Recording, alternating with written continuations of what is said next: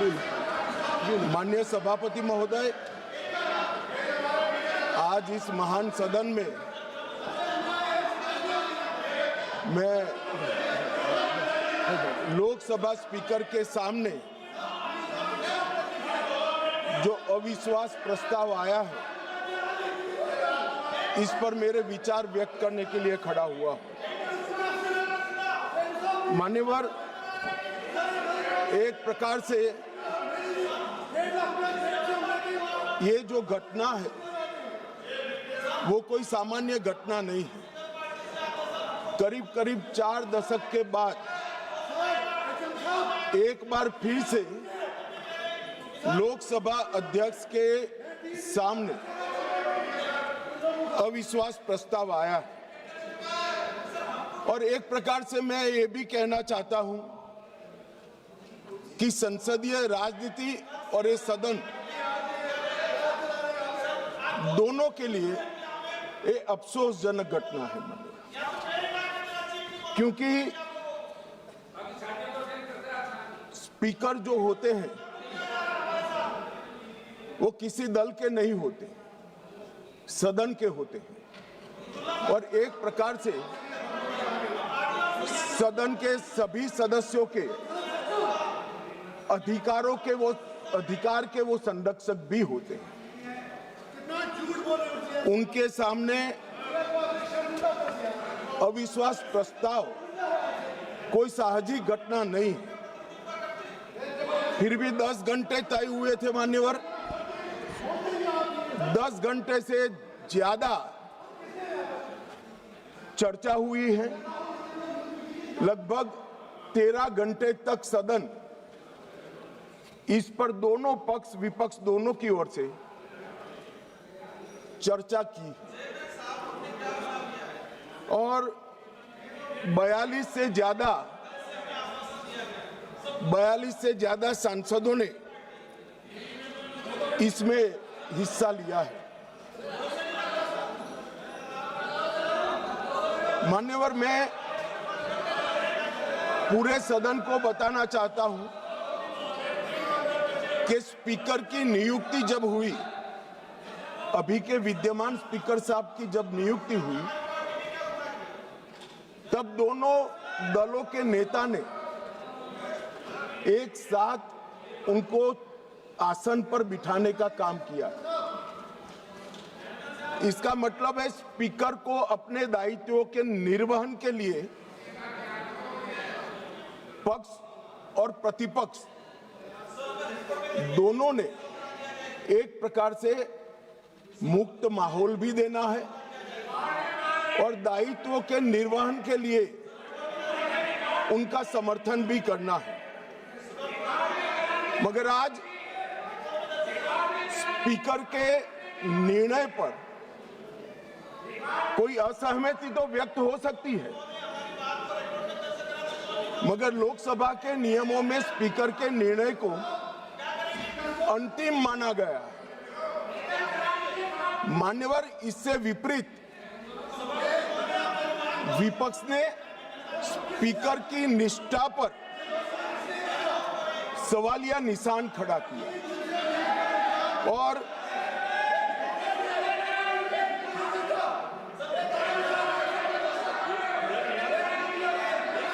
अगर आप रिकॉर्ड में आना चाहते हैं, रोड साहब, आप लोग रिकॉर्ड में आना चाहते हैं तो मैं अलाउ कर रहा हूं कि लिखित अपना भाषण कर दें, तो रिकॉर्ड में आ जाएगा। लिखित, आप लिखित भाषण दे दें, रिकॉर्ड में आ जाएगा। अभी जब तक गृह मंत्री जी बोल रहे हैं आप लिखित दे देंगे। गृह मंत्री जी अब हो गई, आपको ले करने के लिए परमिशन दे दिया इंजीनियर साहब, ले कर दीजिए। ठीक है, बैठिए। राजकुमार, हो गया भैया, सुन लिया, देख लिया सबने। मान्यवर, ये लोकसभा भारत के लोकतंत्र की सबसे बड़ी पंचायत है और न केवल भारत, दुनिया भर में हमारी लोकतंत्र की एक साख बनी है, प्रतिष्ठा बनी है और पूरी दुनिया ये लोकतंत्र की प्रतिष्ठा को स्वीकार करती है। जब इस पंचायत के मुखिया पर, इसके अभिभावक पर, उसकी निष्ठा पर सवालिया निशान लगता है तो केवल देश में नहीं, पूरी दुनिया में हमारी लोकतांत्रिक प्रक्रिया पर सवाल खड़े होते हैं। इसलिए आमतौर पर कभी स्पीकर के सामने अविश्वास प्रस्ताव नहीं आता है। चैम्बर में जाकर उनसे बात हो सकती है।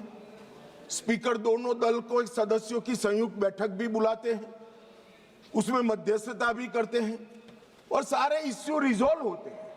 मगर यहां अजीब दृश्य खड़ा हुआ है। चैम्बर में जाते हैं तो स्पीकर साहब की सुरक्षा को चिंता और न हो इस प्रकार का माहौल खड़ा कर दिया जाता है। इससे शर्मनाक कोई चीज नहीं हो सकती। अब किस प्रकार की व्यवस्था चाहते हैं? स्पीकर का पद पार्टी से ऊपर उठाकर संविधान ने स्पीकर के पद को एक प्रकार से मध्यस्थी की भूमिका में रखा है। आपने मध्यस्थता करने वालों पर ही शंका के सवाल उठा दिए। मैं बाद में आता हूं कि क्यों उठाए, परंतु मान्यवर 75 साल से हमारे ये दोनों सदनों ने हमारे लोकतंत्र की नींव को पाताल से गहरा पहुंचाया है और वो नींव जो पाताल से गहरी पहुंची है, इसकी साख पर विपक्ष ने आज एक प्रकार से सवालिया निशान। मान्यवर, मैं आज विपक्ष ने जो सवाल उठाए हैं उस पर भी बाद में बात करूंगा, मगर मैं पहले कहना चाहता हूं, मान्यवर, हमारा जो स्पिरिट है और जो इस सदन का एक प्रकार से इतिहास भी है, सदन आपसी विश्वास से चलता है।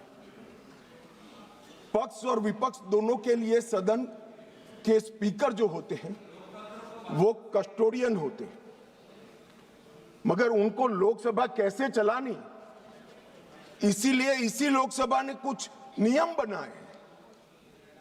हम हमारे अधिकार के लिए बात कर सकते हैं, हम भी कर सकते हैं, विपक्ष के मित्र भी कर सकते हैं, मगर ये सदन कोई मेला नहीं है।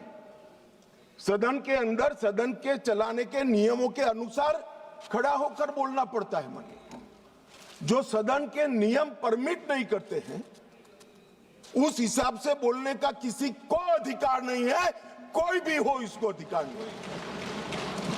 जब आप सदन के नियमों को, लोकसभा को चलाने के नियमों को नजरअंदाज करोगे तो स्पीकर का पवित्र दायित्व है कि कोई भी सदस्य हो इसको रोके, टोके और निकाल कर बाहर करे। माने, और ये जो अधिकार है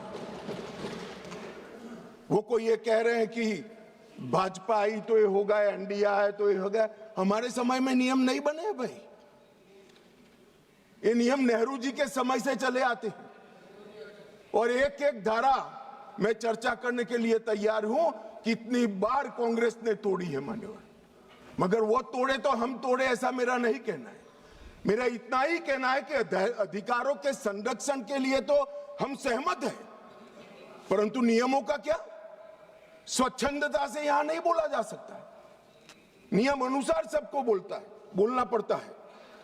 और स्पीकर जब निर्णय देते हैं वो निर्णय हो सकता है हमें भी अनुकूल न हो सकता है विपक्ष को भी अनुकूल न हो। इसके पर मंतव्य तो सभी सदस्यों का हो सकता है, मगर स्पीकर के निर्णय पर शंका नहीं कर सकते, इनकी निष्ठा पर शंका नहीं कर सकते हो आप। निर्णय कभी हमें अनुकूल लगेगा, कभी नहीं लगेगा, कभी लगेगा, कभी विपक्ष को अनुकूल लगेगा, नहीं लगेगा, मगर निर्णय से असहमति व्यक्त करने तक तो सभी लोग सहमत हो सकते हैं। मगर विपक्ष अगर निर्णय की निष्ठा पर सवाल खड़ा करता है तो मान्यवर ये बहुत दुर्भाग्यपूर्ण है और निंदनीय भी है। इसकी घोर निंदा मैं सदन में खड़ा रहकर करता हूं। मान्यवर, जब आप अध्यक्ष की निष्ठा पर सवाल करते हो तो आप अजीब प्रकार की स्थिति का निर्माण कर देते हो। जिसको मध्यस्थता करनी है, जिसका संरक्षण अभी लोकसभा के कार्यकाल की समाप्ति तक आपको मांगना है, उसके पर ही आप निष्ठा पर सवाल कर देते हो। मान्यवर, ये हमारी परंपरा, उच्च परंपराओं का निर्वहन करने के लिए ये बहुत अफसोसजनक घटना है। मान्यवर, मैं हमारे लोकतंत्र में अनेक बार परिवर्तन है। हमारी पार्टी की राजनीतिक यात्रा के जीवन में हम तो ज्यादातर वहीं बैठे हैं। बहुत कम समय है कि हम यहाँ बैठे, ज्यादातर तो कांग्रेस पार्टी और उनके साथी ही बैठे। हम भी विपक्ष में रहे, मगर 3 बार लोकसभा के स्पीकर पर अविश्वास का प्रस्ताव आया। भारतीय जनता पार्टी और एनडीए कभी विपक्ष के में रहते हुए लोकसभा स्पीकर पर अविश्वास का प्रस्ताव नहीं लाई। हमने रचनात्मक विरोध पक्ष के रूप में काम किया है। मान्य, हमने स्पीकर की पद को, गरिमा को संरक्षण करने का काम किया है और स्पीकर से हमारे कानूनी अधिकार, संवैधानिक अधिकारों के लिए संरक्षण की मांग भी करी है। हम कभी भी स्पीकर के सामने अविश्वास का प्रस्ताव लेकर नहीं आए। मान्यवर, अब तक 3 प्रस्ताव आए। 54 में जीवी मावलंकर जी के खिलाफ सोशलिस्ट पार्टी लेकर आई। 66 में सरदार हुकम सिंह जी, जो तत्कालीन लोकसभा के अध्यक्ष है, उसके सामने समाजवादी पार्टी लेकर आई। और 87 में श्री बलराम जाखड़ के खिलाफ कम्युनिस्ट पार्टी ऑफ इंडिया लेकर आई। और ये सारे कमोबेश आज किसके साथ बैठे हैं? यूपीए में अंदर है। मान्यवर, एक घमंडिया गठबंधन के सदस्य हैं और आज कांग्रेस पार्टी लेकर आई है, सबने समर्थन किया है। कभी भी स्पीकर की निष्ठा पर आशंका नहीं करना चाहिए, ऐसा मेरी पार्टी का बहुत मजबूत और स्ट्रॉन्ग मत है, हमारी मान्यता है। और ये तीनों जो प्रस्ताव थे, ये ध्वनि मत से एक प्रकार से खारिज कर दिए। मान्यवर, आज जब मैं यहां खड़ा हुआ हूं तब राजनीतिक आरोप एक भी नहीं करूंगा। करे हुए राजनीतिक आरोपों का जवाब जरूर दूंगा, कस कर दूंगा, परंतु मैं राजनीतिक आरोप एक भी नहीं करूंगा। मान्यवर, हम सब स्पीकर के महत्व को जानते हैं। लोकसभा के अध्यक्ष विधायी न्यायशास्त्र के सर्वोच्च न्यायाधीश होते हैं। उनके कार्यवाही के बारे में करे हुए फैसलों में सर्वोच्च अदालत भी दखल नहीं कर सकती। मान्यवर, ये प्रोटेक्शन उनको संविधान ने दिया हुआ है और वो इसलिए दिया है कि स्पीकर निर्भीक रूप से अपना काम कर सके। और अध्यक्ष का प्रथम कर्तव्य होता है कि व्यवस्था और शिष्टाचार को बनाए रखना। दूसरा कर्तव्य है सभी को मौका देना और न्यायपूर्ण व्यवहार करना। परंतु प्रथम कर्तव्य क्या बताया गया? प्रथम कर्तव्य बताया गया कि यहां पर व्यवस्था और शिष्टाचार बता देना, बनाए रखना। अब शिष्टाचार क्या होता है? शिष्टाचार ये है मान्यवर कि ये लोकसभा, ये सदन चलाने के नियमों के अनुसार चले। अब कोई भी व्यक्ति खड़ा हो जाता है और अपनी मुंसफी से कुछ भी बोलेगा, स्पीकर को बिठा देना पड़ेगा। यहां विषय तय होते हैं। मान्यवर, आज मैं यहां पर स्पीकर साहब के खिलाफ अविश्वास के प्रस्ताव पर बोल रहा हूं, तो मैं माओवाद इस देश में समाप्त हो रहा है, इस पर लेक्चर नहीं दे सकता। मैं दूंगा तो आपको बिठा देना पड़ेगा, फिर आप कहोगे देखो आप मुझे बोलने नहीं देते हो। अरे भाई, यहां नियमों से बोलना पड़ता है। और कितने वरिष्ठ सदस्य, मुझे तो अभी भी नहीं मालूम पड़ता, शशि थरूर जैसे बैठे, बालू साहब बैठे, क्यों नहीं सिखाते इनको सब? इतना सिखा दे तो ये समस्या का वही समाधान हो जाए। मन और हमारे लोकसभा के नियमों में भी स्पीकर साहब को कई अधिकार दिए। कोई भी सदस्य भाषण करता है तो स्पीकर साहब को एड्रेस कर करता है। स्पीकर के माध्यम से, लोकसभा अध्यक्ष के माध्यम से विपक्ष सत्ताधारी पक्ष को कुछ कह सकता है और स्पीकर साहब के माध्यम से सत्ताधारी पक्ष विपक्ष पर कुछ आरोप लगा सकता है। लोकसभा के नियम 351 में 374 अव्यवस्था, अनुशासनहीनता की स्थिति में स्पीकर को चेतावनी करने का अधिकार है, नामित करने का अधिकार है, निष्कासन करने का अधिकार है और निलंबित करने का भी अधिकार है। मुझे बताइए साहब, सभी सदस्य इस बात पर सहमति व्यक्त करेंगे कि वेल में आकर कागज फाड़कर स्पीकर की चेयर पर फेंकना आप असहाय बना देना चाहते हो स्पीकर साहब को? किस प्रकार से सदन चलाएंगे? सदन किस प्रकार से चलाएंगे? टेबल पर नाचते हैं। मैं समझ रहा हूं साहब, किसी के एडवाइजर एक्टिविस्ट हो सकते हैं, किसी के एडवाइजर आंदोलनकारी हो सकते हैं, मगर आंदोलन और एक्टिविस्ट को सदन में सदन के नियमों के अनुसार ही चलना पड़ेगा, क्योंकि यहां पर नियम बनाए गए। नियम 375 के तहत गंभीर अव्यवस्था की स्थिति में सदन को स्थगित करना होता है। मान्यवर, आप किसी को बोलने ही नहीं दोगे। कितने भी बड़े महत्वपूर्ण मुद्दे हो, खड़े होकर आप विरोध करते रहोगे और प्रधानमंत्री जी की चेयर तक सारे महिला सांसद एकत्रित होकर आ जाएंगे। ये मैं नहीं मानता किसी भी प्रकार से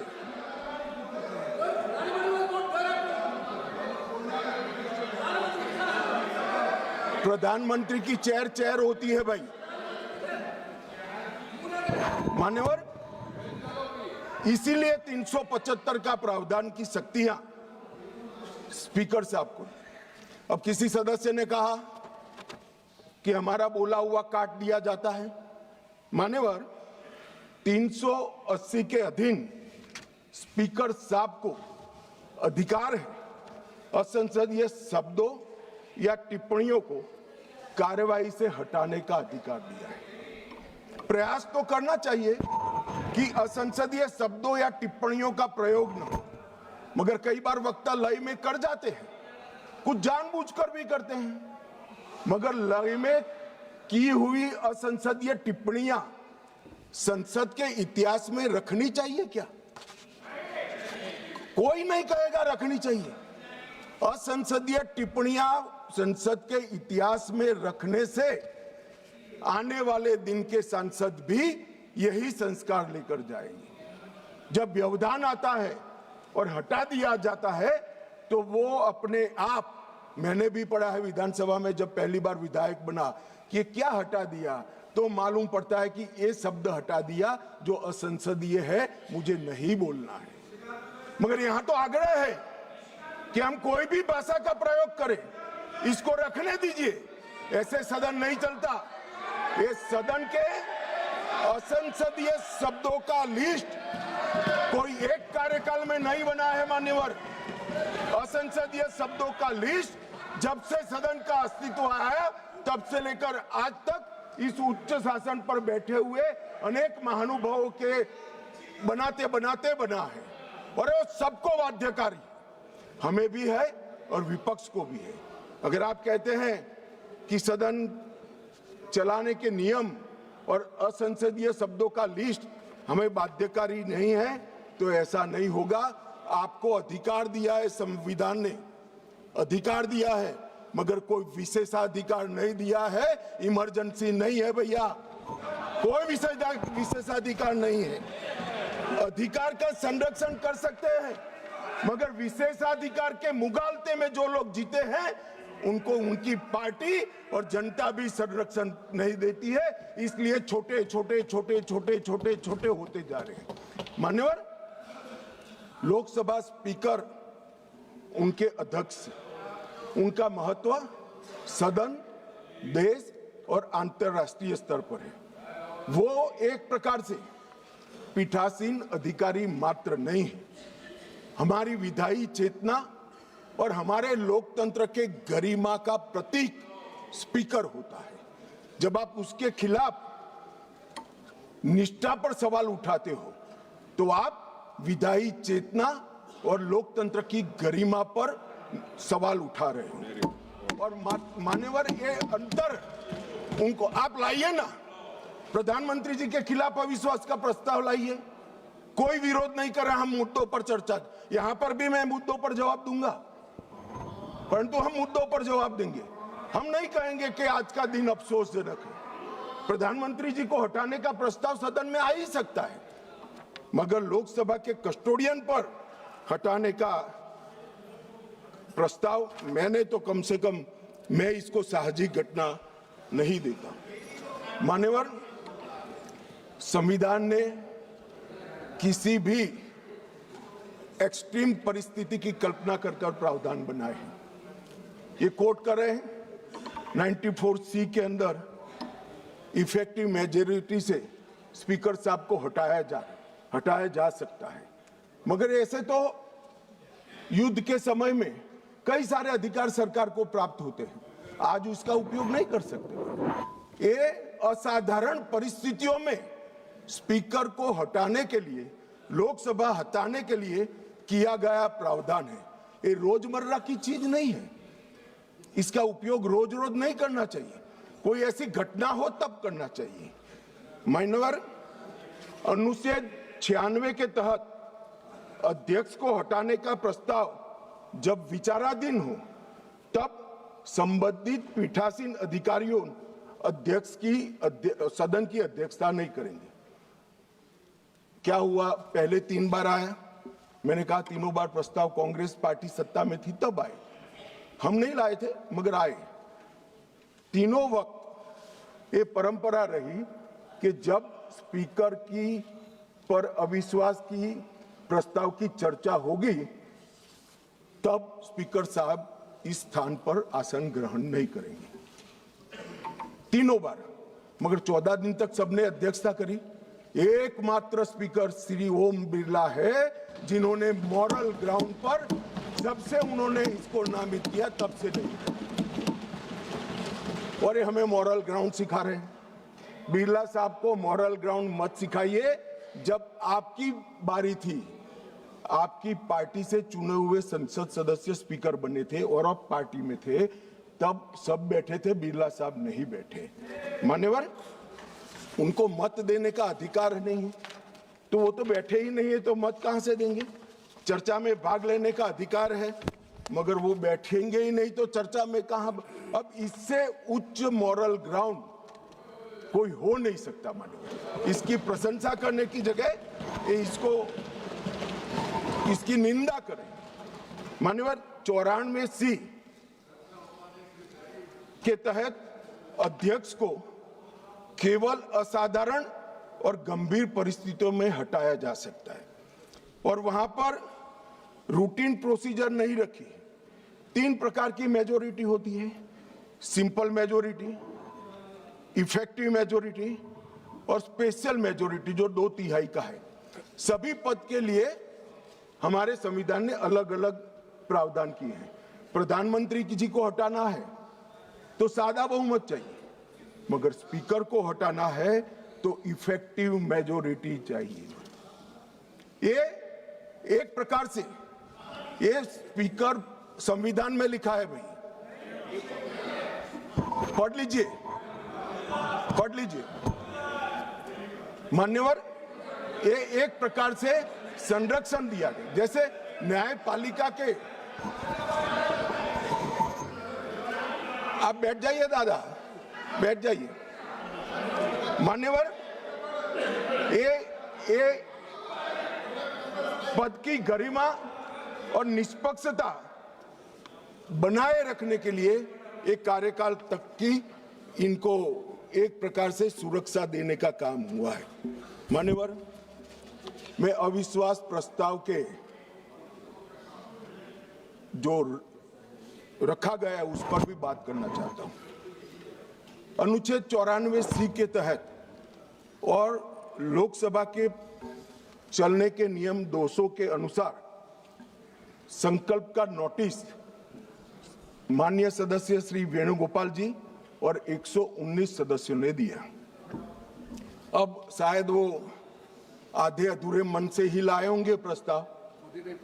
पूरे देश को, दुनिया को मालूम है कि यीशु का 2026वां वर्ष चल रहा है। उन्होंने अंदर तिथि में 2025 लिखी है। उन्होंने ऐसा सोचा कि इससे स्पीकर साहब रिजेक्ट कर सकते हैं। उन्होंने संकल्प ही संलग्न नहीं किया। जो संकल्प होता है वो संलग्न करता है, मगर भूल गए वो कॉपी संलग्न नहीं की। उनको लगा कि स्पीकर साहब इसके कारण रिजेक्ट कर देंगे और जब ये इनके ध्यान पर ला दिया गया तो उन्होंने नोटिस वापस ले लिया और दूसरा नोटिस आ गया। अब दूसरे नोटिस की बात करता हूं। दूसरे नोटिस में एकमात्र सी गौरव गोगाई के एक्चुअल हस्ताक्षर से बाकी सारे जेरोक्स थे। ये नियमों अनुसार रिजेक्ट होने का मामला है और फोटोकॉपी नहीं चलती है। सदन के सदस्य ने एक्चुअल हस्ताक्षर वाला नोटिस देना होता है। साहब चलो मान लो एक्स्ट्राऑर्डिनरी सर्कमस्टेंसेस है, वो विपक्ष के सदस्य स्पीकर साहब के सामने अविश्वास की प्रस्ताव लाना चाहते हैं, मगर इतनी गंभीरता नहीं है कि नियमों के अनुसार लाए, नियमों के अनुसार लाए। माननीय ये नियम पढ़ते ही नहीं है। कोई पार्टी के नियम से सदन नहीं चलेगा, इस लोकसभा के नियमों से ही ये सदन चलेगा। मान्यवर,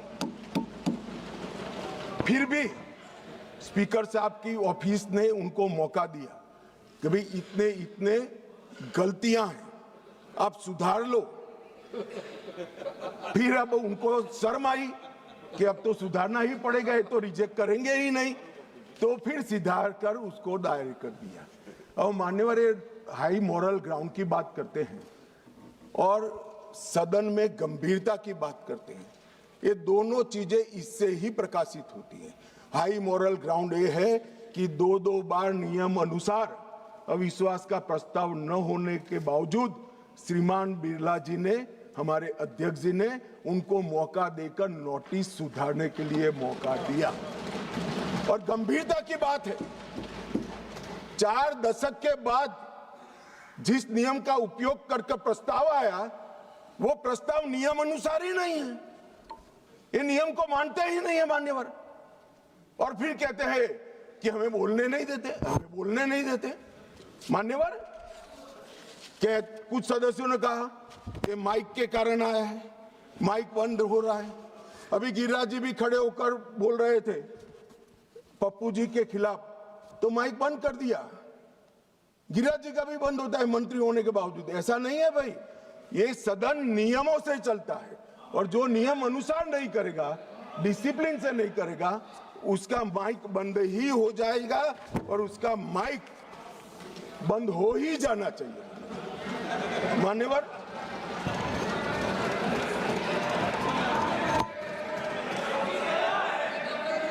मान्यवर, उन्होंने नोटिस दिया। अंतराल के बाद सदन फिर से शुरू हुआ। 9 तारीख को 14 दिन समाप्त हो गए। अब वो प्रस्ताव किसका था? तो विपक्ष का था। हम तो तैयारी कर आए थे, स्पीकर साहब चेयर पर भी नहीं बैठे। उनके खुद के प्रस्ताव के प्रति भी वो गंभीर नहीं है।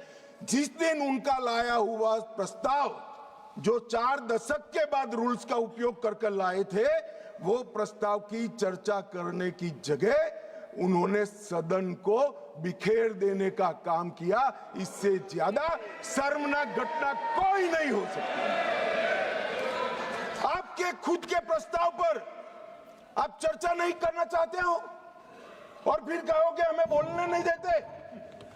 बिजनेस एडवाइजरी कमेटी ने सबकी सहमति से 9 तारीख मुकर्रर की थी मान्यवर, वो भी बैठे थे। हम सबको मालूम है बोलने के विषय बिजनेस एडवाइजरी कमेटी तय करती है, सदन का बिजनेस एडवाइजरी कमेटी करती। आपकी सहमति से 9 तारीख को आया और ये इससे सहमत नहीं, सदन को डिस्पर्स कर लिए मान्यवर। और मैंने तो साहब, ये कितनी गंभीरता है मैं बताता हूं। इन्होंने पूरे भाषण मैंने ध्यानपूर्वक पढ़े भी है, सुने भी है मान्यवर। 80% से ज्यादा भाषण स्पीकर के कंडक्ट पर नहीं है, सरकार का विरोध करने के लिए। अरे भले आदमी, सरकार का विरोध करने के लिए ढेर सारी धाराएं हैं, ढेर सारे नियम हैं। आप सरकार का विरोध करने के लिए आज लोकतंत्र के गरिमा का प्रतीक लोकसभा स्पीकर पर आप सवालिया निशान देते। मान्यवर, कल भी कहा कि कैसे हुआ। मान्यवर, तीनों बार लोकसभा के स्पीकर के खिलाफ जब अविश्वास प्रस्ताव आया, डेप्यूटी स्पीकर ने इसको संचालित किया। अब ये कल अभी कहेंगे, कल भी कह रहे थे आपने डेप्यूटी स्पीकर अपॉइंट भी नहीं किया। मान्यवर, 66 और उसके बाद आने वाले अविश्वास प्रस्ताव बलराम जाखड़ साहब के पास आया। दोनों वक्त डेप्यूटी स्पीकर थे, पद खाली नहीं था, डेप्यूटी स्पीकर रखे थे, मगर दोनों कांग्रेस पार्टी ने ही अपने रख दिए थे साहब। अब ये कहते हैं कि डेप्यूटी स्पीकर पर हमारा अधिकार है। दोनों समय डेप्यूटी स्पीकर कांग्रेस पार्टी ने अपने खुद के रखे थे। आपको स्थान खाली है, इसका मुद्दा उठाने का अधिकार ही नहीं है। आपने तो विपक्ष का स्थान अपने सदस्य से भर दिया था। ये क्या उठाते हैं मुद्दे साहब, और ये कांग्रेस पार्टी का कैरेक्टर है। मैं आज इसमें जाना नहीं चाहता, अगर विरोध करेंगे तो जाऊंगा भी मान्यवर। फिर उन्होंने कहा, भाई एसवी के राव आपकी पार्टी के सदस्य थे और दोनों बार एसवी के राव उपाध्यक्ष थे।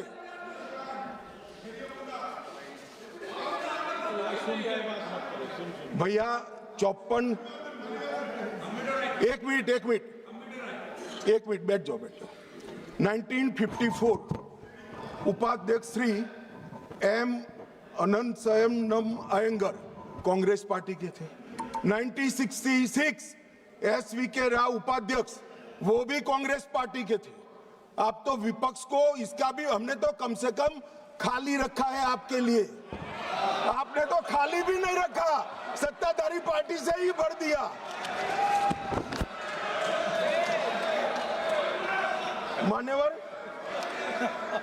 मान्यवर ये हमें परंपराएं सिखाते हैं। मान्यवर,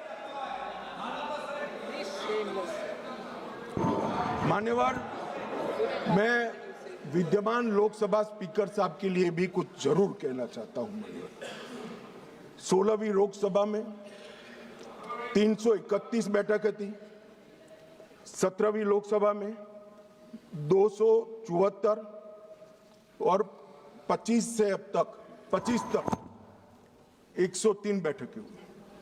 25 में बजट सत्र जो था 118% उत्पादकता वाला हुआ। इंदिरा गांधी जी के समय से अब तक एवरेज उत्पादकता 16वीं लोकसभा की 91%, 17वीं की 91% और 18वीं की इतने डिस्टर्बेंस के बावजूद भी 91% रही है। मैक्सिमम स्पीकर साहब के कार्यकाल के अंदर एक हुआ है। शून्यकाल की अवधि को अध्यक्ष जी ने 5 घंटे तक पहुंचा है। साहब, मुझे भी विधायक सांसद रहते हुए 30 साल हुए, मैंने कभी नहीं देखा रात को 12 बजे तक सदस्यों को शून्यकाल उठाने का मौका हमारे स्पीकर, लोकसभा स्पीकर 202 सांसदों को मान्यवर प्रश्न उठाने का मौका मिला और 19 में जुलाई में 161 सांसदों को शून्यकाल उठाने का मौका दिया गया मान्यवर। अब ये कहते हैं मौका नहीं मिलता है। मान्यवर, नई आवाजों को प्रोत्साहन करना भी स्पीकर का एक नैतिक दायित्व होता है। 19 में रिकॉर्ड 78 महिलाएं संसद में चुनकर आई। सभी महिला सांसदों को बोलने का अधिकार हरेक को 78 की 78 महिला सांसदों को बोलने का अधिकार हमारे स्पीकर साहब ने दिया है। बिरला जी के आग्रह से सदन के अंदर क्षेत्रीय भाषाओं का उपयोग भी बढ़ा और लगभग 14 भाषाओं में भाषण यहां पर करा गया। मान्यवर, ये बहुत बड़ी बात। सदस्य अपनी भाषा में बात कर सकता है और पहली बार अनुवाद की पैनल पूरी हुई है मान्यवर, और ये बहुत बड़ी बात है। डिजिटल संसद 2.0 लगभग 8000 घंटे का ऑडियो विजुअल रिकॉर्डिंग डिजिटल कर दिया गया है। आज युवाओं को संसद की भाषण और चर्चाएं सुननी है तो वो डिजिटली मान्यवर उपलब्ध है। राष्ट्रीय ई विधान एप्लीकेशन पूरी लोकसभा को पेपरलेस करने की दिशा में हम आगे बढ़ चुके हैं। और मान्यवर, राष्ट्रमंडल अध्यक्षों के पीठासीन अधिकारियों का 28वां जो सम्मेलन हुआ, इसमें बिरला साहब के भाषण को उपस्थित सभी संसद के स्पीकर्स ने इसकी भूरी प्रशंसा कर संसद की बढ़ा है। बिरला साहब ने ही बिल पर प्री सेशन ब्रीफिंग करने का अवसर सांसदों को दिया और सबसे बड़ी बात, अंग्रेजों के समय में बनी हुई संसद से हम भारत की आजादी के बाद बनी हुई संसद में भी बिरला साहब के मान्यवर, ये मैं इसलिए बता रहा हूं कि इसमें से कोई चीज उनकी मंशा से नहीं की है, सबको सर्वसहमति से किया है। मान्यवर, पूरे देश भर में भारतीय जनता पार्टी की छवि खंडित करने के लिए एक प्रचार चल रहा है। उन्हें बोलने नहीं दिया जाता, मगर मैं जो लोग ये प्रयास करें उनको कहना चाहता हूं, इससे भारतीय जनता पार्टी की छवि खंडित नहीं होती। क्योंकि कौन बोलेगा, कितना बोलेगा, कब बोलेगा और क्या बोलेगा, वो निर्णय सत्ताधारी पार्टी नहीं कर सकती। मान्यवर, आप करते हो, ये स्पीकर करते हैं। जब आप सुन लो ना, सुन लो, पहले सुन लो। मान्यवर, मैं स्पष्ट करना चाहता हूं कि हमने कभी विपक्ष की आवाज दबाने का काम नहीं किया। और ये लोग जो अभी मेरी आवाज दबाने का प्रयास कर रहे हैं, उनको मैं कहना चाहता हूं, विपक्ष की आवाज दबाने का काम तो 1975 में हुआ था, जब समूचा विपक्ष जेल के अंदर बंद कर दिया गया। ये विपक्ष की आवाज दबाना कहते हैं मान्यवर। और ये नियमों के अनुसार सदन चलाने का दायित्व मान्यवर स्पीकर का होता है, और ये स्पीकर को जो दायित्व दिया है वो लोकसभा के नियमों के तहत दिया है, जो बिरला साहब के समय में नहीं बने। 349 इनकी अविश्वास की प्रस्ताव में जिस स्पीकर के अधिकार के कारण अविश्वास प्रस्ताव लाए, मैं सब स्पष्ट करना चाहता हूं। सदन में सदस्य का समग्र आचरण कैसा हो, वो तय करने का अधिकार नियम संख्या 349 में पीठ को दिया है, आसन को दिया है। बोलते वक्त भाषा, प्रासंगिकता और मर्यादा तीनों उसका निर्णय करने का काम मान्यवर अध्यक्ष जी को दिया है। मैंने पहले भी कहा कि मैं आज यहाँ स्पीकर साहब के अविश्वास के प्रस्ताव पर बोल रहा हूं, तो इस देश में माओवाद समाप्ति के कगार पर आया, इस पर नहीं बोल सकता, इसकी प्रासंगिकता नहीं है मान्यवर।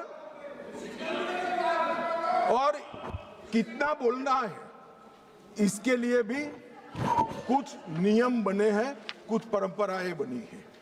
और मान्यवर, ये जो कहते हैं, मैं आज कांग्रेस पार्टी को थोड़ा बताना चाहता हूं। मान्यवर, 70वीं लोकसभा कांग्रेस पार्टी को 157 घंटे और 55 मिनट का समय दिया गया, जबकि उनके 52 सदस्य थे। इसकी तुलना में बीजेपी को 349 घंटे और 8 मिनट दिए गए, जबकि हमारी सदस्य संख्या 303 है।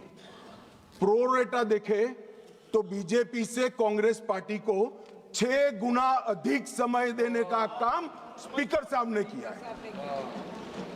मगर साहब सीन कैसा है? दूसरे शब्दों में बीजेपी के पास 6 गुना अधिक सदस्य थे, मगर हमें अन्याय हुआ है। और 18वीं लोकसभा में कांग्रेस पार्टी द्वारा कल तक 71 घंटे बोला गया, उनके पास 99 सदस्य हैं। और भारतीय जनता पार्टी को 71 बनाम 122 घंटे मिले हैं, जबकि हमारे 239 सदस्य हैं। तो एक प्रकार से इसमें भी 18वीं लोकसभा में भी कांग्रेस को भाजपा से 2 गुना समय। अब मान्यवर विपक्ष के नेताजी का ग्रीवेंसेस है कि मुझे बोलने नहीं दिया जाता, विपक्ष के नेता की आवाज दबा देते।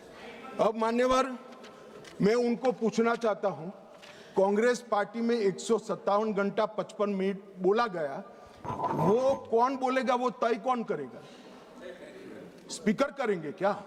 नहीं, वो तय आपको करना है, विपक्ष के नेता ने करना है। मगर बोलने का मौका आता है तब जर्मनी होते हैं, इंग्लैंड होते हैं मान्यवर, और फिर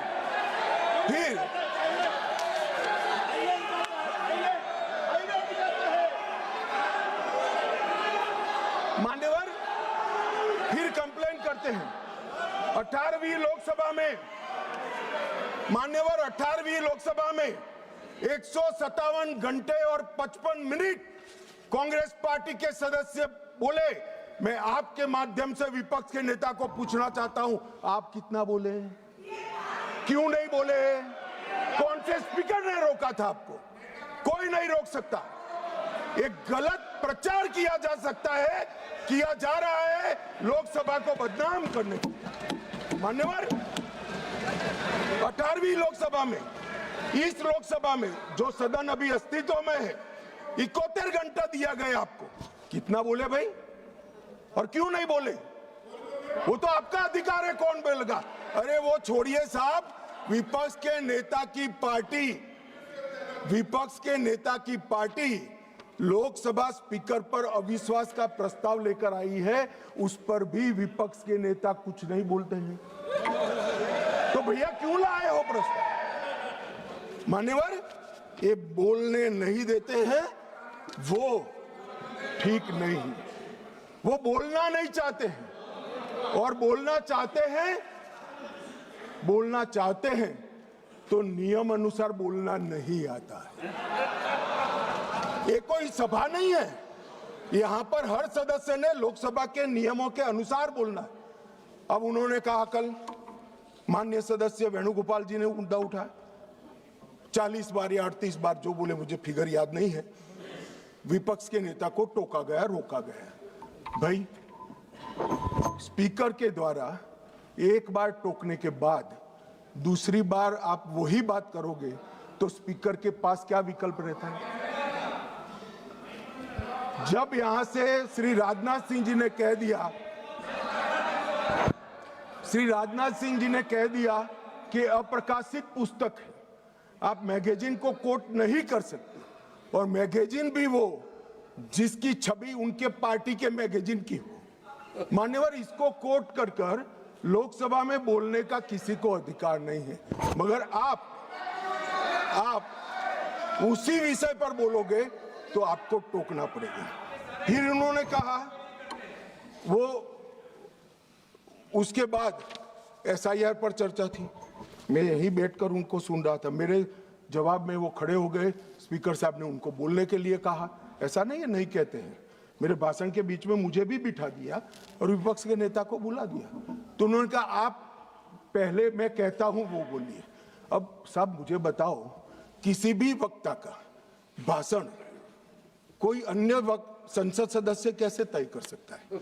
मैं क्या राहुल गांधी जी को कह सकता हूं कि आप ये बात पहले बोलिए, दूसरी बोलिए, तीसरी बोलिए, चौथी बोलिए। नहीं कह सकता। अगर मैं नहीं कह सकता तो वो भी नहीं कह सकते। मान्यवर वो कहते हैं कि ये करिए, फिर भी सदन डिस्टर्ब किया तो अचानक उनको एक आइडिया आया कि एक आइडिया है। फिर अपने आप उन्होंने आइडिया को सर्टिफाइड कर दिया, गुड आइडिया ऐसा करके सर्टिफाइड। आइडिया क्या था कि मेरी प्रेस कॉन्फ्रेंस पर बहस हो जाए। भाई ये साख मार्केट नहीं है, लोकसभा है।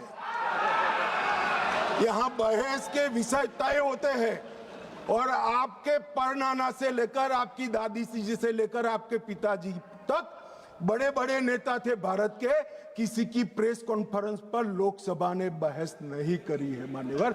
और अगर ये अपेक्षा करते हैं कि इनकी महान प्रेस कॉन्फ्रेंस पर जिसकी बुनियाद झूठ थी उस पर सदन बहस करे, तो इस सदन का स्तर न गिरने देकर श्री ओम बिरला जी ने सदन पर उपकार किया है।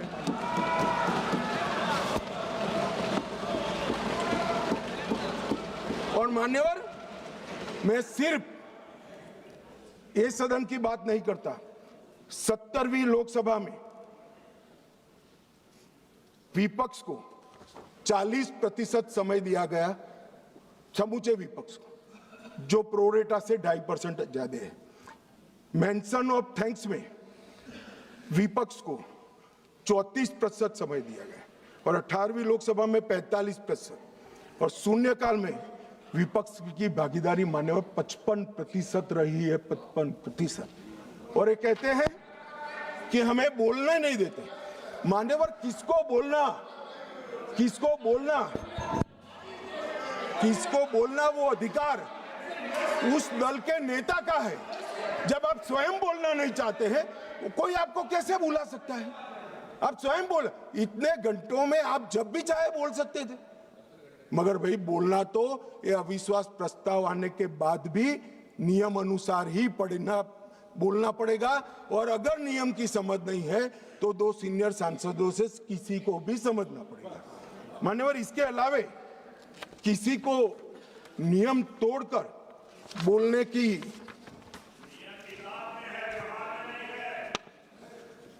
ये व्यवहार पर भी आता हूं, थोड़ी देर ठहर जाइए। मान्यवर, ये विपक्ष के नेता श्रीमान राहुल गांधी अपने अधिकारों की बात करते हैं, वो तो आरोप है, मगर फिर भी जो स्वयं उनके हाथ में है इसका परफॉर्मेंस मैं कहना चाहता हूं। मान्यवर, 17वीं लोकसभा में उनकी उपस्थिति 51% रही, 51%। मान्यवर, राष्ट्रीय औसत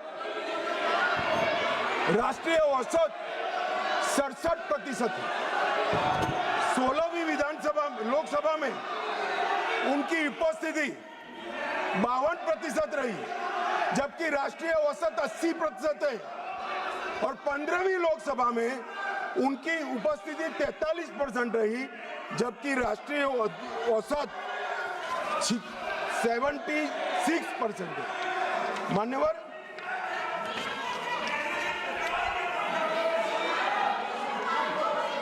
ये तो सब ऑन रिकॉर्ड है ना। मान्यवर, ये मुझे बोलने नहीं देते। देखिए, देखो साहब, ये मुझे बोलने नहीं देते। जब तक ईल्ड नहीं करेंगे आप नहीं।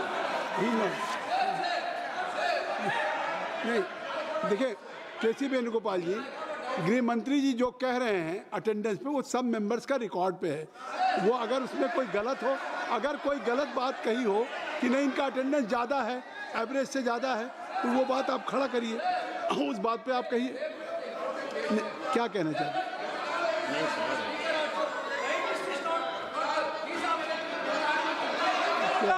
Sir, is this non-confidence motion against LOP or Speaker, sir? नहीं, I thought that Home Minister is talking about the non-confidence motion against LOP. He's quite Complaint aware. against LOP. No, he's quite This is aware that non-confidence motion against There Speaker. is no Not confidence against motion LOP. against the Speaker, and it has been brought by your Congress party. Now गृह मंत्री जी, माननीय गृह मंत्री, अरे छोड़िए, तो वो नहीं बोलेंगे। नहीं, गृह मंत्री जी अगर गृह मंत्री जी बता रहे हैं कि क्या अटेंडेंस है उनकी, तो वो बात करेक्ट है, फैक्चुअल है गृह मंत्री जी। माननीय अध्यक्ष जी, 16वीं लोकसभा में 2014, 15, 17 और 18 एक भी राष्ट्रपति के अभिभाषण के धन्यवाद पर इन्होंने हिस्सा नहीं लिया। 16वीं लोकसभा में पूरी लोकसभा बजट पर की एक भी चर्चा में इन्होंने हिस्सा नहीं लिया मान्यवर। और एक भी, सुनो, अब सुनना पड़ेगा, एक भी मान्यवर सरकारी विधेयक पर चर्चा में हिस्सा नहीं लिया। ये कहते हैं हमें बोलने नहीं देते मान्यवर। 16वीं लोकसभा में और 17वीं लोकसभा में 19, 20 और 21 राष्ट्रपति अभिभाषण पर हिस्सा नहीं लिया। 19, 20, 22, 23 केंद्रीय बजट पर चर्चा में हिस्सा नहीं लिया।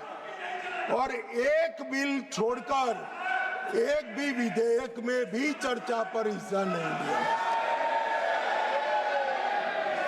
18वीं लोकसभा 25 में केंद्रीय बजट पर की चर्चा में भाग नहीं लिया।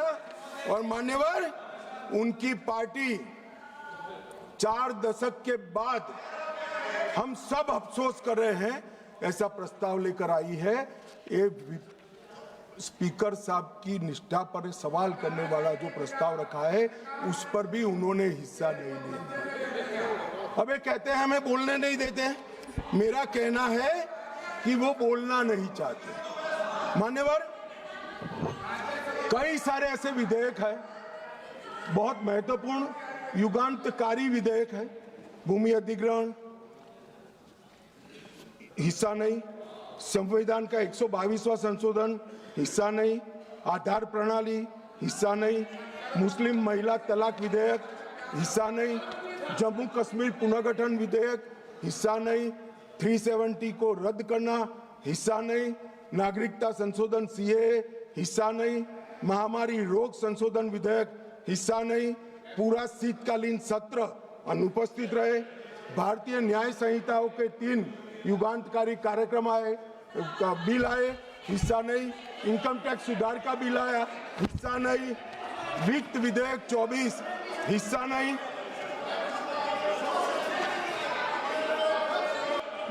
वक्फ संशोधन बिल हिस्सा नहीं, वंदे मातरम 150 साल की चर्चा हिस्सा नहीं, और कैप्टन शुभांशु शुक्ला पर अभिनंदन प्रस्ताव में भी हिस्सा नहीं। मान्यवर, ये बोलना नहीं चाहते।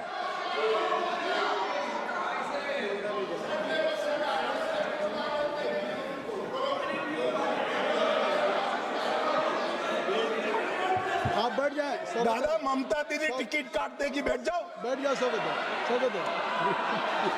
बैठ जाओ। मान्यवर, अब मैं आप बैठिए। कल्याण देता हूँ जवाब, बैठे। कल्याण बनर्जी जी बैठिए। बाकी है आप कल्याण बनर्जी बैठ जाइए। सब नहीं, अभी इतना बाकी है, बैठो ना, आ जाओ। Nothing will go on record, केवल गृह मंत्री जी का जवाब दें। मान्यवर,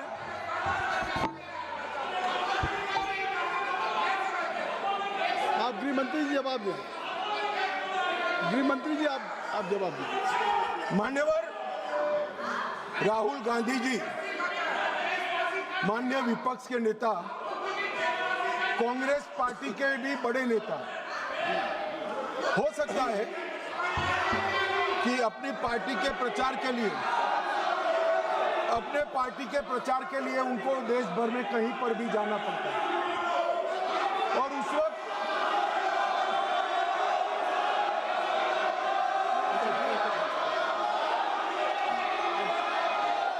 कृपया आप लोग बैठ जाएं। अभी माननीय गृह मंत्री जी का चल रहा है। कल्याण बनर्जी जी, आप लोग बैठ जाएं। धर्मेंद्र जी बैठ जाइए। आप बैठ जाएं, कृपया बैठ जाएं। आपके नेता बैठे हुए हैं। आप भी मैडम सैलजा बैठ जाइए। सब लोग बैठ जाइए ना। चन्नी साहब आप बैठ जाइए। आप सब लोग बैठ जाइए। महुआ मोहित्रा जी बैठिए। बैठिए कल्याण जी, बैठिए। नहीं नहीं नहीं, आप बैठिए, बैठ जाइए, बैठ जाइए, बैठिए। नहीं, कुछ भी रिकॉर्ड में नहीं जा रहा है, कुछ भी रिकॉर्ड में नहीं जा रहा। माननीय गृह मंत्री जी, गृह मंत्री जी, माननीय गृह मंत्री, आप लोग बैठ जाएं, कृपया बैठ जाएं। आप लोग बैठ जाइए, अमर जी बैठ जाइए, जयप्रकाश जी बैठ जाइए, कृपया आप सब लोग बैठ जाइए। ज्योति बैठो, Jyoti kindly take your seat.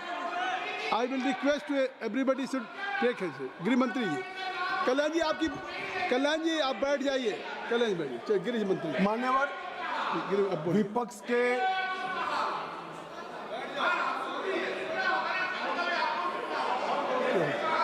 मान्यवर विपक्ष के नेता राहुल गांधी जी कांग्रेस पार्टी के भी बड़े नेता हैं। कई बार सार्वजनिक जीवन में ऑब्जर्व किया जाता है, लोकसभा चलती हो और पार्टी के बड़े कार्यक्रम लगते हैं, चुनाव लगता है और वरिष्ठ नेताओं को, जनता को अपनी पार्टी के विचार बताने के लिए, अपने प्रचार के लिए जाना पड़ता है। बहुत स्वाभाविक घटना है, सिर्फ राहुल जी के साथ नहीं हुआ, अनेक नेताओं के पास। मगर इसमें रसप्रद ये है कि यहां नहीं थे तो कहां थे?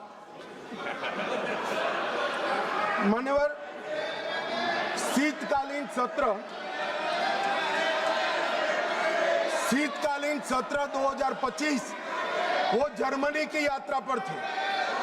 बजट सत्र 25 वियतनाम की यात्रा पर थे। बजट सत्र 23 इंग्लैंड की यात्रा पर थे। बजट सत्र 18 सिंगापुर और मलेशिया की यात्रा पर थे। मॉनसून सत्र 20 विदेश यात्रा पर थे। बजट सत्र 15 इसमें से 60 दिन विदेश यात्रा में रहे। अब सब एक भयंकर कोइंसिडेंट है।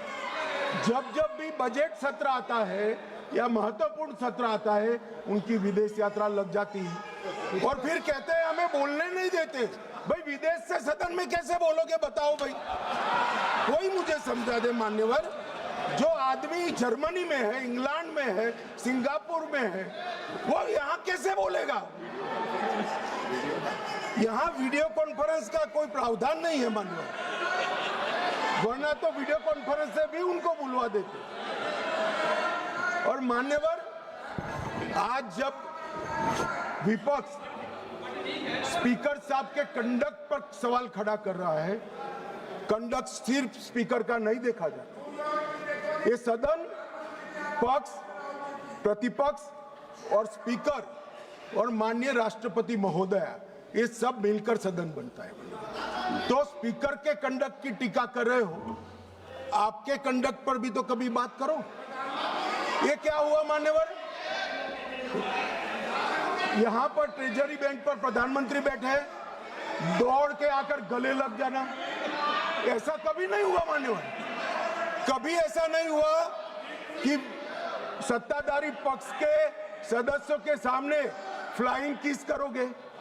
कभी ऐसा नहीं हुआ सदन में आंख मटकाओगे मान्यवर।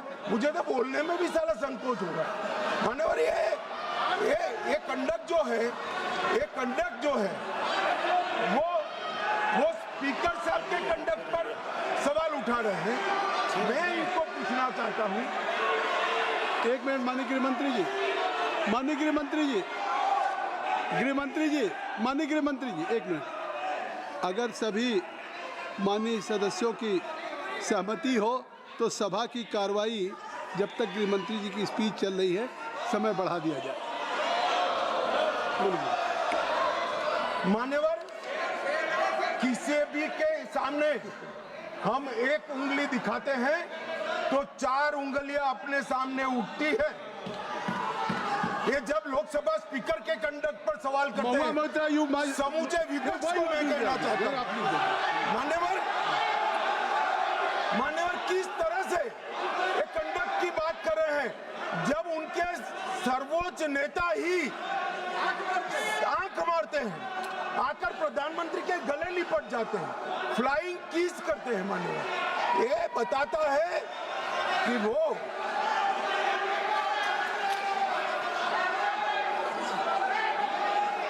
Pro provoking.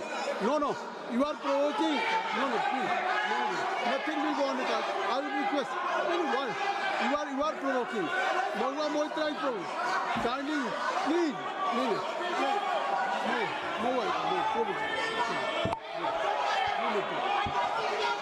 मान्यवर मेरा कोई शब्द संसद प्रणालिका के अनुकूल नहीं है तो इसको आप हटा सकते हैं।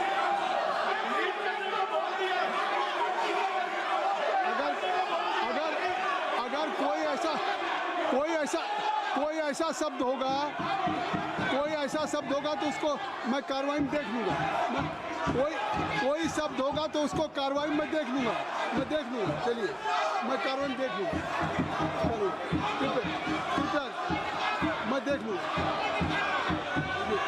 माननीय गृह मंत्री जी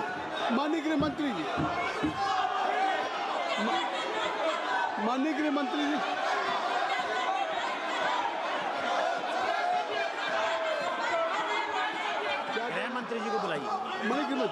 सर कोई शब्द मेरा असंसदीय हो तो कृपया इसको डिलीट कर दीजिए।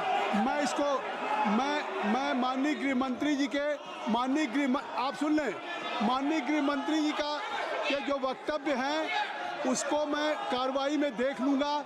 अगर कोई शब्द असंसदीय होगा तो मैं उसको कार्रवाई का हिस्सा नहीं बनने दूंगा। माननीय गृह मंत्री जी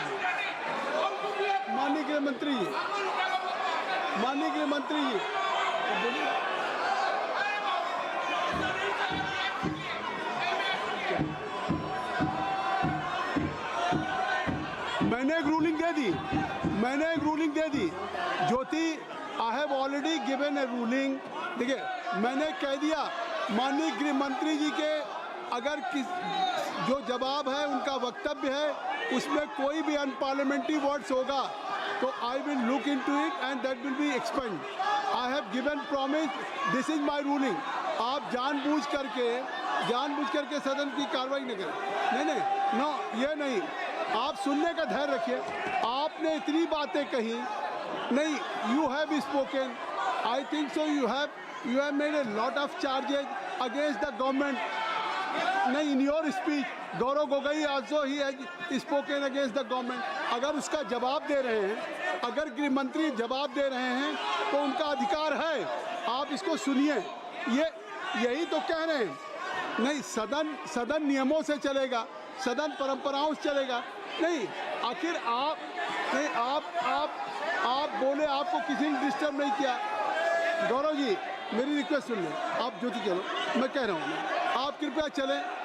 जब मैं कह रहा हूँ कि धर्मेंद्र जी, गौरव जी, आखिर आप लोगों ने इस अविश्वास प्रस्ताव पे, मोशन पे आपने हर दल के लोगों ने जो बातें हुई, अविश्वास के साथ साथ सरकार के खिलाफ भी आपने कहा, सरकार के ऊपर आरोप लगाया, प्रधानमंत्री पे आरोप लगाया आपने सरकार। तो अगर अब गृह मंत्री जी सरकार की तरफ से जवाब दे रहे हैं तो उनको पूरा अवसर है, क्योंकि आपने अगर आरोप लगाए हैं, आपने कंडक्ट से हट करके केवल स्पीकर के उस टेक्स्ट तक नहीं थे। Jyoti madam, your most of the speaker they have level charges against. और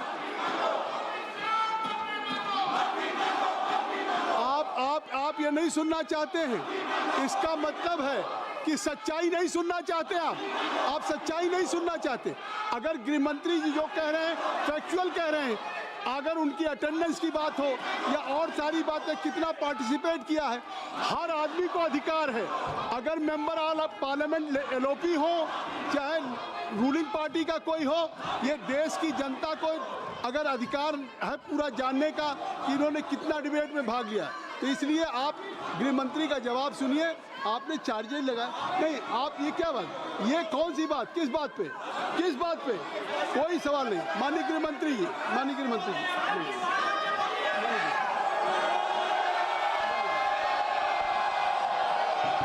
nothing will go on record, nothing will go on.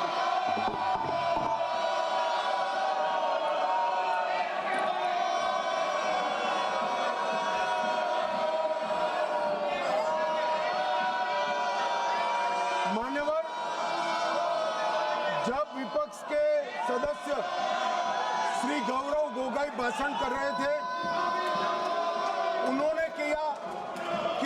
चीन की सीमा की चर्चा करना चाहते थे, एक अप्रकाशित पुस्तक के रेफरेंस से चर्चा करना चाहते थे, आपने करने नहीं दिया। मगर मैं पूरी कांग्रेस पार्टी को पूछना चाहता हूं कि अक्साई चीन का 38,000 वर्ग किलोमीटर क्षेत्र किसके समय में चीन हड़प गया? कांग्रेस पार्टी के समय में हड़प गया। और साहब उस वक्त विपक्ष को प्रधानमंत्री जी ने जवाब क्या दिया? श्री जवाहरलाल नेहरू ने कि वहां घास का एक तिनका भी नहीं उगता है। ये तो उनकी मानसिकता है। 1962 में चीन पूरा नैफा पढ़ा लिया। नेहरू जी ने कहा, my heart goes out to the people of Assam. Assam को बाय बाय कह दिया मान्यवर। इनके समय में चीन ने भारत का एक बहुत बड़ा क्षेत्र हड़प लिया और वो चीन की बात कर रहे हैं। मान्यवर, जब कांग्रेस के रक्षा मंत्री एंटोनी जी यहाँ थे, उन्होंने कहा 6 सितंबर 2013 को देश की संसद में कहा कि सीमा पर सड़कें बनाएंगे तो दुश्मन अंदर आ जाएगा। वो सेनाएं किसके लिए है मान्यवर? और स्वयं लीडर ऑपोजिशन लोकलाओं में हमारे और चीन की सेनाएं आमने सामने थी। वो चीनी दूतावास में मुफ्त मीटिंग कर रहे। पहले तो उन्होंने डिनाई किया, पर चीनी दूतावास जब इसका कंफर्मेशन किया तो उन्होंने कहा जानकारी लेने के लिए गए। अरे जानकारी लेनी थी तो रक्षा मंत्री जी को मिलते, प्रधानमंत्री जी को मिलते, राष्ट्रपति जी को मिलते। चीन के दूतावास से जानकारी आप लेना चाहते हो मान्यवर? वर्ष 2005-6 में राजीव गांधी फाउंडेशन को चीनी दूतावास से 1 करोड़ 35 लाख रुपया का अनुदान मिला। ये राजीव गांधी फाउंडेशन चीनी दूतावास से दान लेता है और इसी के तहत इनका FCRA का लाइसेंस 2022 में रद्द होगा।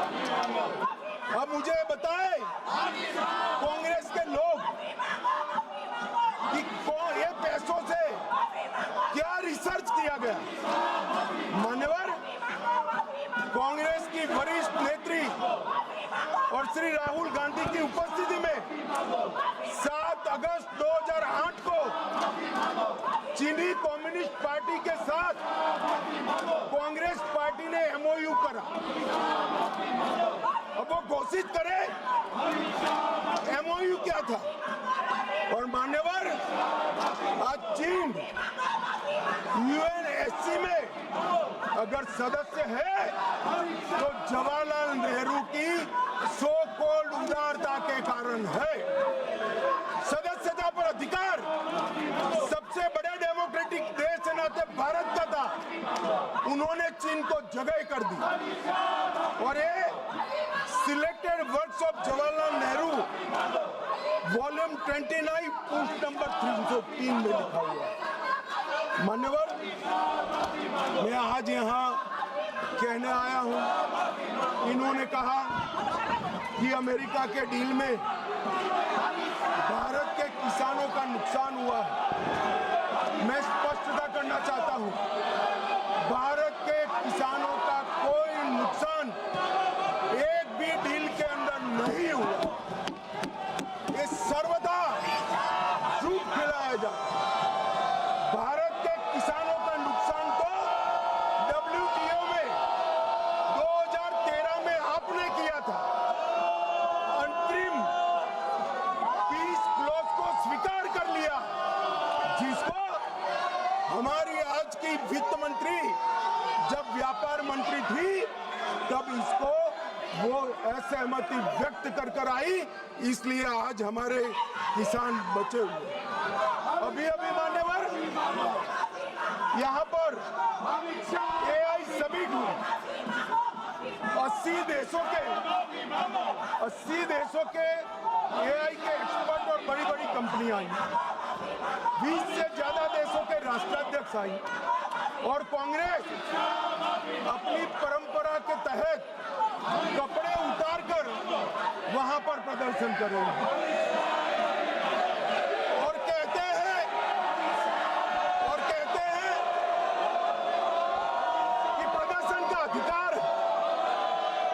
दिल्ली में प्रदर्शन के लिए जंतर मंतर का स्थान तय किया गया और ये जंतर मंतर का स्थान प्रदर्शन करने का स्थान, अब जहां 22 राज्यों के अध्यक्ष बैठे हैं, राष्ट्राध्यक्ष बैठे हैं, वहां जाकर भारत की शान बिगाड़ने का काम।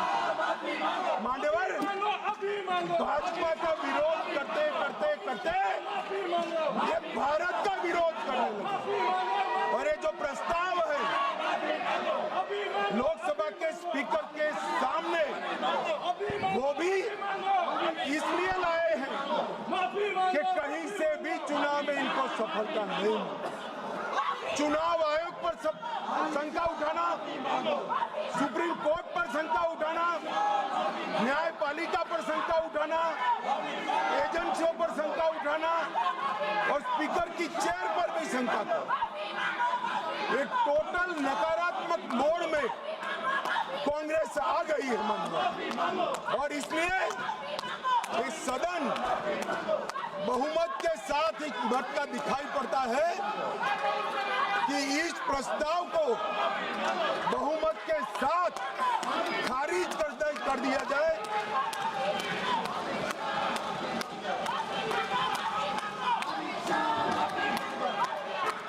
सारा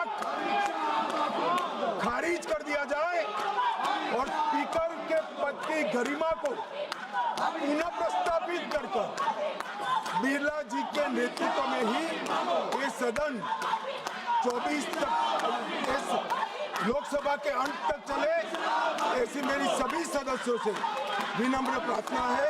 धन्यवाद। श्री मोहम्मद जावेद साहब, मोहम्मद जावेद जी। हाँ सर, मैं हूँ। हाँ बोलिए। I'll speak.